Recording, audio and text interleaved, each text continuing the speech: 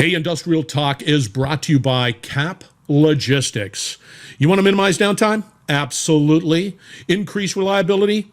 You bet. Ensure operational's profitability? Yes, you do. That means you need 24/7, 365 insights into your supply chain. Look no further. Cap Logistics. Go to caplogistics.com or just call them. They're great people. 800-227-2471.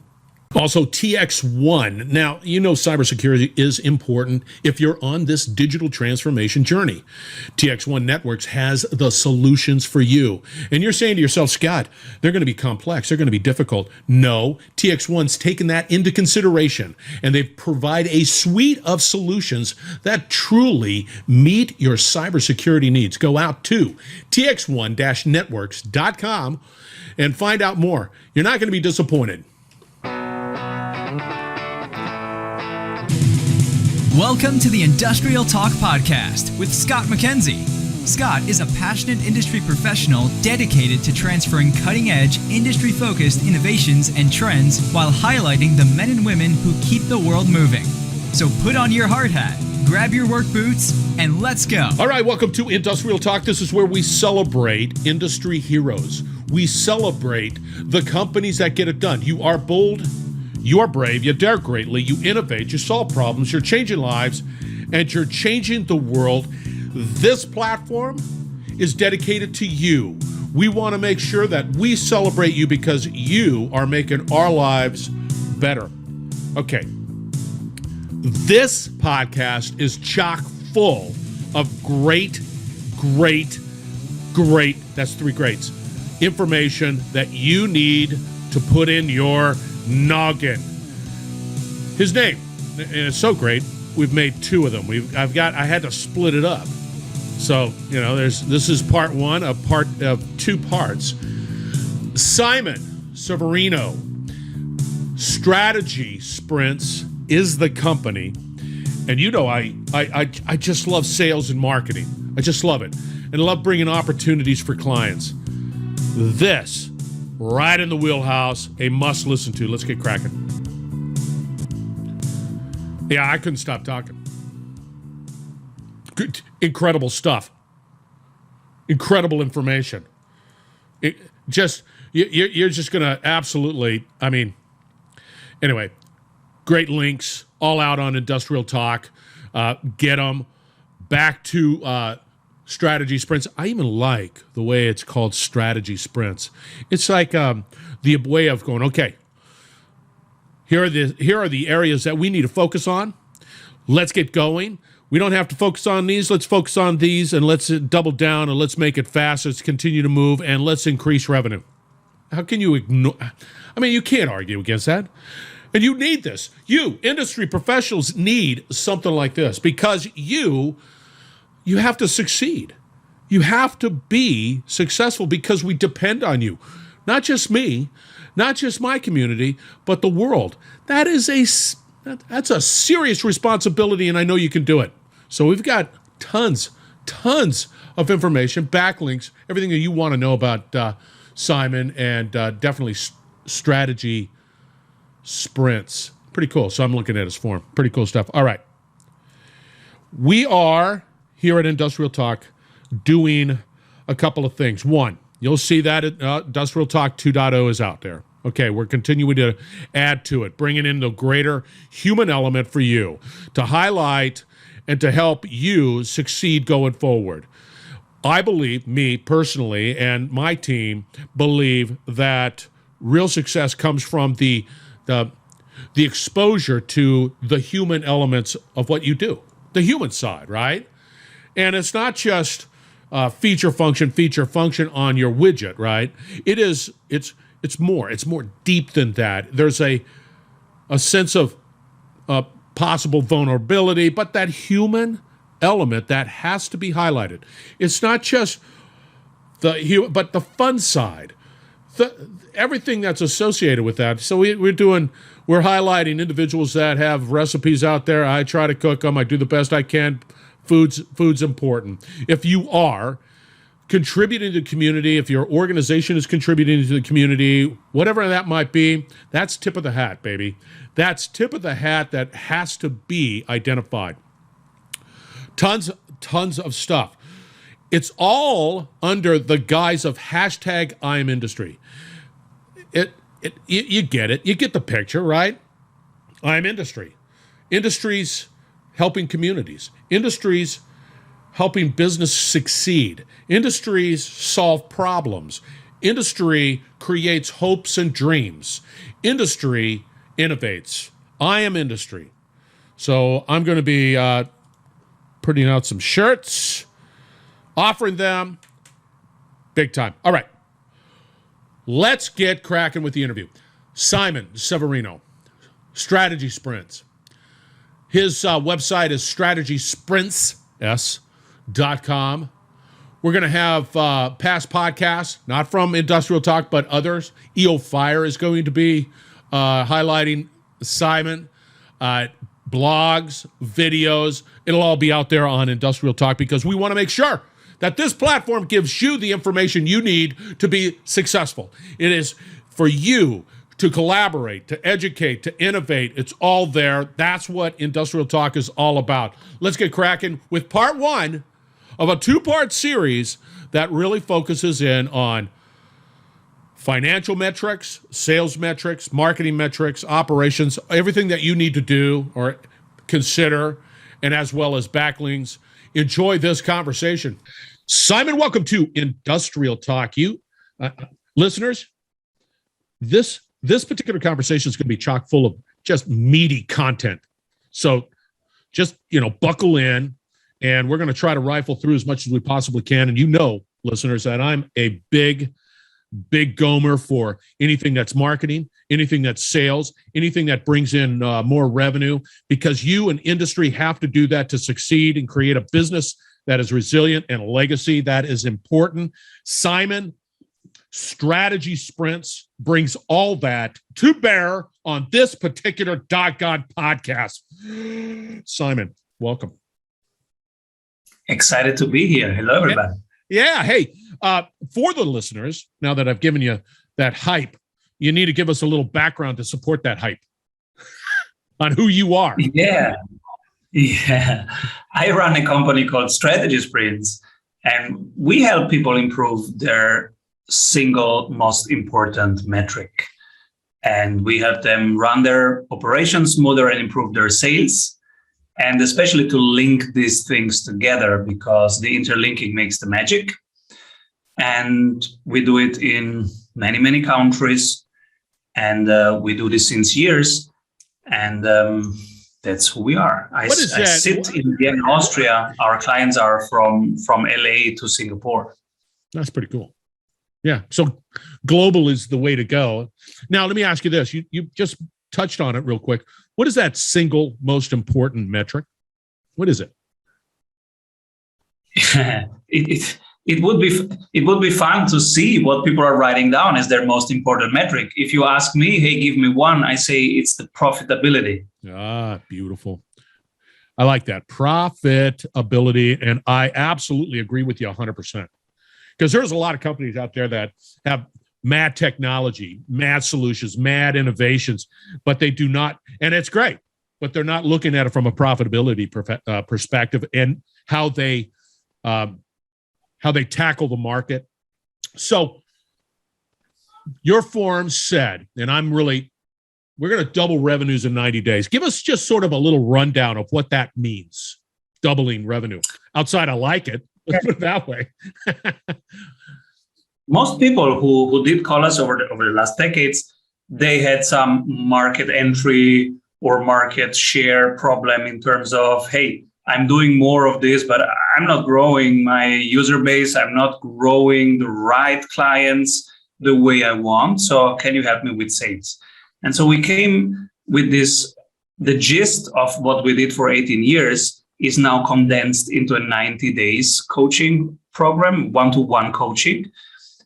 And we have three levers that we help our clients implement in the first 90 days. If you increase three things by 25%, then your revenue will be up by 99%. And the three things to increase are the frequency of your sales, the conversion rate, and the price.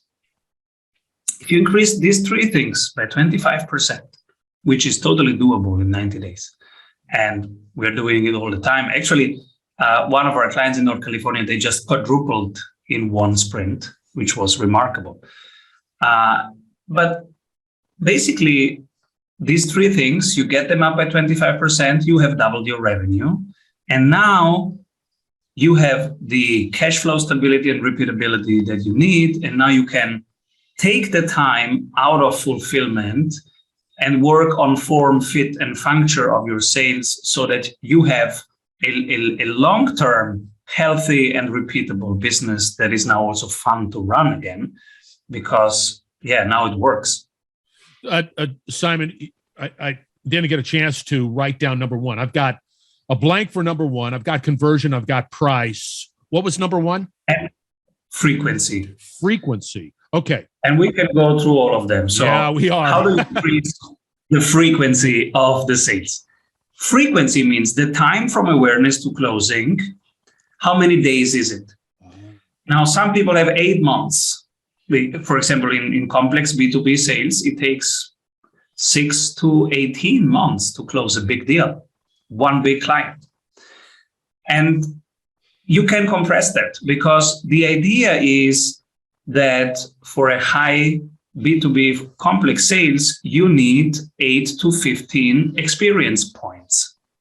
That person needs to touch your magic 8 to 15 times before they buy.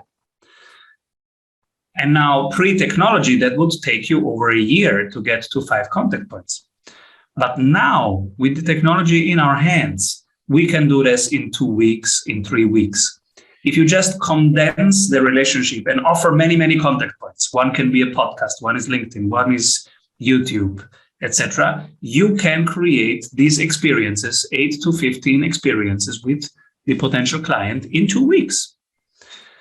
And that's what we implement with them. For example, one part is an automated series of emails about your offer. Some are educating, some are building authority, some are creating value. And then day 9, day 10, day 11, they say, by the way, you can work with us. This is how we work. And you can send, in the first email, you can send them to LinkedIn. Hey, I created a video for you. And it's on LinkedIn. Day 2, you can send them, hey, I have also created a checklist about that, and it's on YouTube. And so when in the evening, they then say, okay, now I've stopped working, I'm going to relaxing and take my iPad and watch some YouTube. Guess who pops up? You and your brand, and you're again creating value, and you're again creating one experience. That's how you can create 15 experiences in 2 weeks. And that's one of the 274 tactics that you can implement. There are many tactics, but the strategy is the one thing that you need to get right first. And then you pick out of a toolbox of many tactics that we have collected. But the strategy is, okay, of all the things that we can do this week, which one will we do? We will pick the one that increases frequency or conversion rate or price. See, this is interesting. So really what you're just trying to do, and it makes complete and utter sense, given the fact, listeners, given the fact that we have the technology available, which we do, and we can compress that time, right? We can compress that recognition to closing a sale, whatever it might be, we compress that time. And you use certain strategies that compress that time. Is that correct? Exactly. Creating 15 contact points, experiences in 2 weeks. So the strategy behind that frequency, those contact points, are you sort of, it's a portfolio of bringing out the human side, solution side, help whoever benefit free of charge, that type of approach. Hey, use these things to achieve whatever. And then by virtue of that, you can then continue to sort of nurture that relationship. Is that sort of how I hear it? It's always customized. So for every business, it will be a different series of contact points. But there is a general principle that says, okay, email one picks them up at their bus stop. Where are they right now? Pick them up, get them where they are, and get them onto the bus. Then day two, okay, now let's move from that station to the next station. And then day three, etc. You have to make a map of their beliefs. That's number two of the tactics, of the 274 tactics, is the belief map. What do they think? For example, maybe they think, oh, your offer, no, I don't need that. I can do that on my own. All right, pick them up at that bus stop. So the first email will be, oh, you don't think you don't need my offer? Cool, let me tell you about somebody who thought he doesn't need the offer, and this is what happens. Day two, hey, by the way, tomorrow I'm going to tell you the story of somebody who did work with us, and this is what happened to them. So you create the second network tomorrow. Yeah. That will be on the next channel, and now you are connected on LinkedIn and YouTube. Yeah. You have created 2 contact points, and you have them picked them up on their bus stop. In your experience with this particular strategy, which from my perspective is really cool,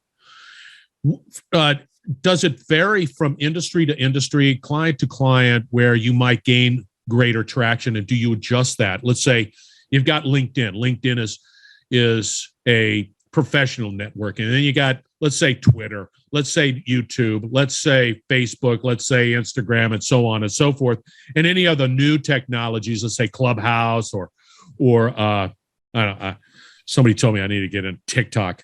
I'm reluctant. However, but where do you find from the industry people greatest traction? Do you have any indication of what that looks like?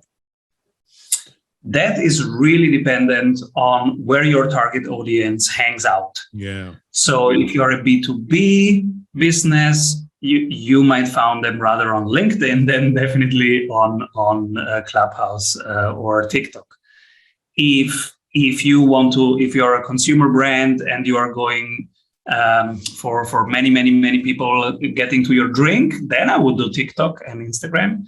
So it really depends. If you're a fitness guru, you should definitely be on Instagram, and also TikTok might work. Yeah. It really depends on where your people hang out, and because the main idea is go there where they consume their information to take decisions, and be one part of the information that they consume to make decisions. That's where you want to be. Okay, so I'm still just sort of digging into that frequency. I understand the conversion. We're going to talk about price because everybody gets a little hung up on pricing. So we're going down this road, and let's say you're trying to close me as a client for your solutions for your business. I have a business. You want to close me because I want to expand and grow my revenue and double my revenue in 90 days. That's great. Got it. And we're having this 15 plus touch points of how we get together. And that's good. And we're trying to condense it. Great. Once I'm on board as a client, then what? So you got me. I did Day it. one. Then what?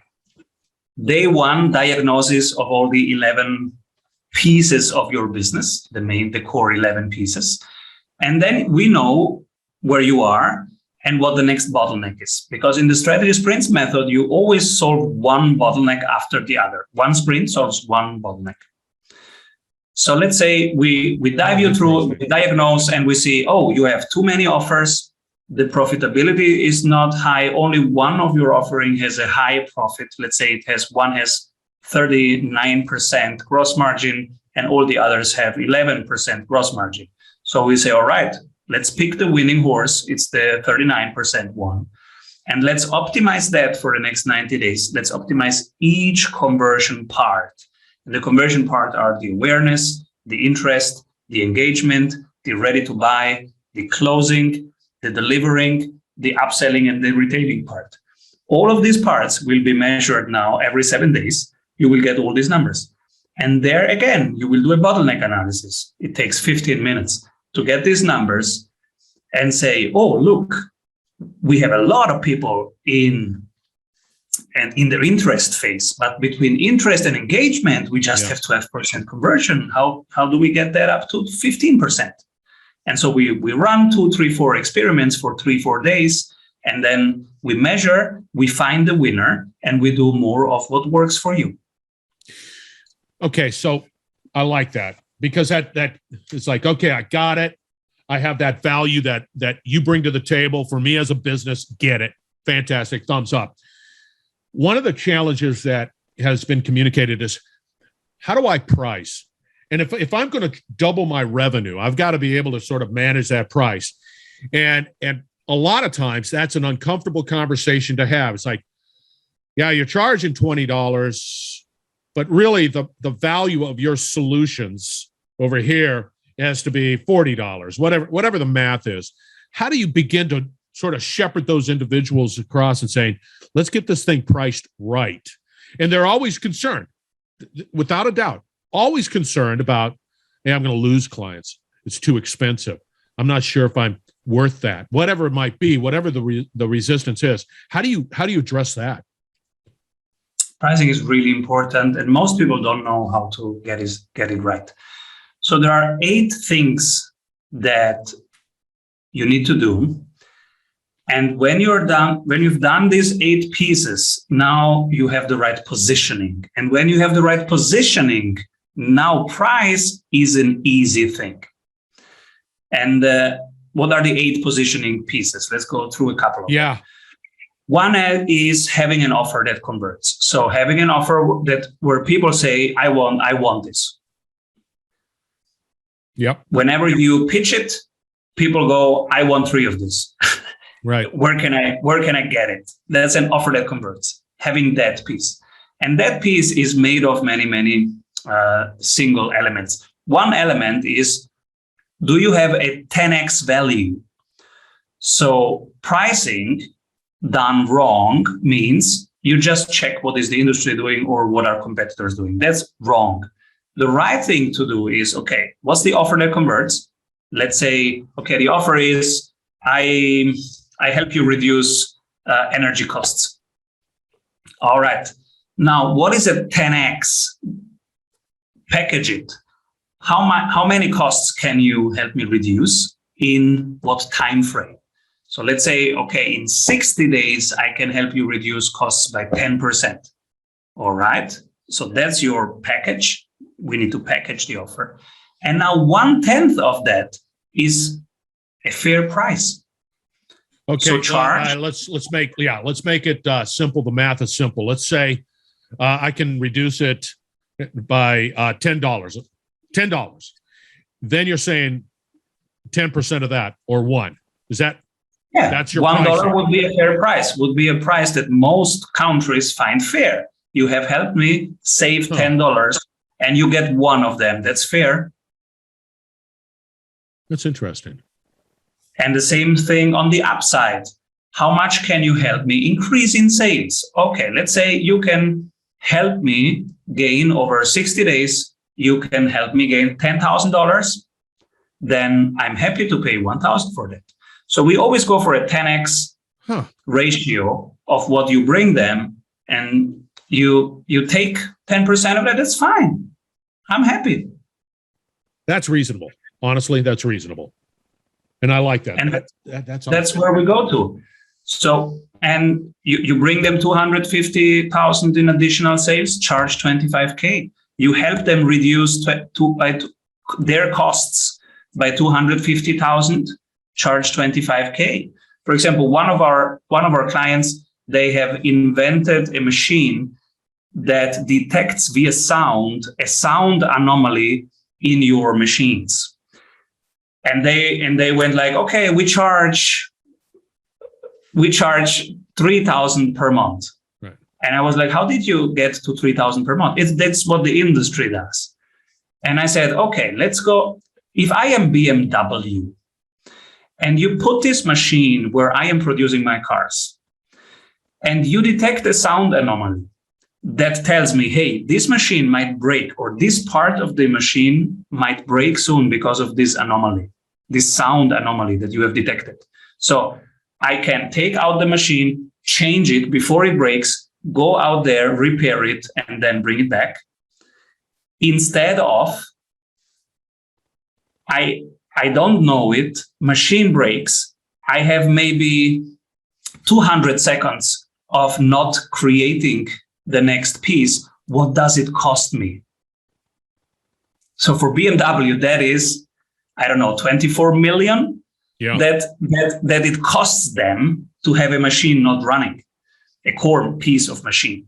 So of that, now make 10%, and that's your price for BMW. And that's how they rolled it. And that was a complete difference. You don't just look at what are others doing. You really customize it around the value that you bring. Yeah. That's unique value. And you price based on that.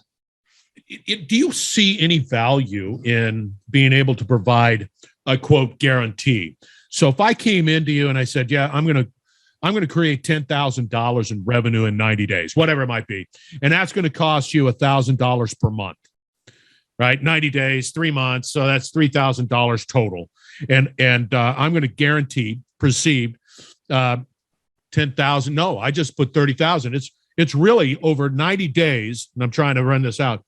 10,000 in 90 days. It's still 10% or $1,000 to do that, right? Guarantees are strong. And I am in favor of strong guarantees. There are weak guarantees. Weak guarantees are, for example, if I don't deliver the value, I will work 1 month more for free. Some people are doing that. And a weak guarantee,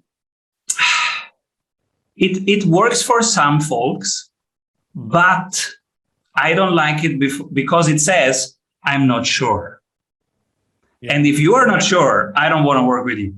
Yeah. So what I like is a strong guarantee. A strong guarantee is, hey, this is where I can bring you, and I take half of the risk and you take half of the risk. We are now partners. So if I don't reach that, money back. That's interesting. And on the other side, I expect from you the same risk. You will pay me up front. You will pay the full package. Let's say it's 60 days. You will pay up front the 60 days. And I am as involved as you are. We have both skin in the game now. What happens here is a couple of things happen that are very, very positive for both. One is both have skin in the game. Both will be on their toes. Yeah. Because, the one who paid up front, they want their value. So they are on their toes. You will not have meetings where they come unprepared. They will be very punctual to the meeting and very prepared. Yeah. In projects, many projects derail because the other side loses energy, comes unprepared, and then you have all this deep, low energy. And that's how traditional projects fail, especially over months. And on the other side, the supplier will also be on their toes. Also on the supplier side, sometimes you have this, let me do the minimum. They're just paying $500. Let me do just $500. And that's how they drain the energy out, and performance goes down, and then everybody hates the supplier, and then at some point you fire them. And so both sides will be highly involved, on their toes, and this is how the energy stays up. You have people who are very present, they report on time, they show up prepared, and that's a beautiful energy to have in a project. That's a cool project. And everybody will go, that project is running well. I want to be part of that project. See, I love that. All right, listeners, we've got a not just chock full of, but the basics that we spoke of. Let's talk about 10X. Offer that to convert 10X value. That's 10% of whatever value you're bringing to your client, your customer. And one little added thing that I see that has tremendous value is a sort of a guarantee, a risk share type of conversation. And I like that a lot because that does it from my point of view, it communicates confidence that, yep, I'm going to deliver. Yep, we're going to do this. And then of course on the other side, and I've experienced this on the other side, where you want your customers, clients to be engaged. That just makes everybody successful. And that's what's important. You're listening to the Industrial Talk Podcast Network.